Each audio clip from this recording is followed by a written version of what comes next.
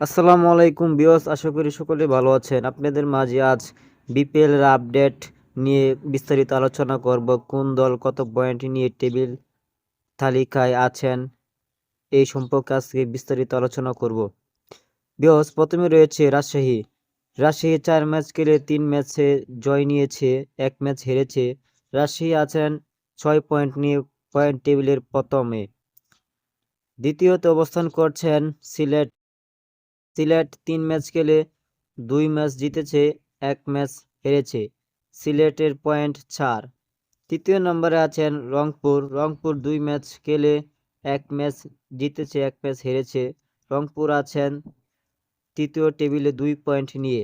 তারপরে আছেন চতুর্থ স্থানে চিটাগাং। চিটাগাং 2 ম্যাচ খেলে চিটাগাং 1 ম্যাচে জয় পেল, 1 ম্যাচ হেরেছে। চিটাগাং চতুর্থ নম্বরে আছেন 2 পয়েন্ট নিয়ে। ঢাকা ক্যাপিটালস 2 ম্যাচ খেলেছে, 1 ম্যাচ জয় পেল, 1 ম্যাচ হেরেছে। ঢাকা ক্যাপিটালস 5 নম্বরে আছে 2 পয়েন্ট নিয়ে। সর্বশেষ নোয়াখালী। নোয়াখালী 3 ম্যাচ খেলে 3 ম্যাচ হেরেছে। নোয়াখালী এখন পর্যন্ত কোনো একটা খেলাতে জয় পায়নি। তারা টেবিল তালিকায় সর্বলাস্ট পর্যায়ে আছে, তাদের পয়েন্ট 0। সুতরাং বিপিএলে সর্বপ্রথম যারা এগিয়ে আছেন তারা হলো রাজশাহী। রাজশাহী পয়েন্ট টেবিলে 1 নম্বর তালিকায় আছে। বন্ধুরা, এবার বিপিএলে কোন দল কাপ নিবে আপনারা কমেন্টের মাধ্যমে জানিয়ে যান। ধন্যবাদ।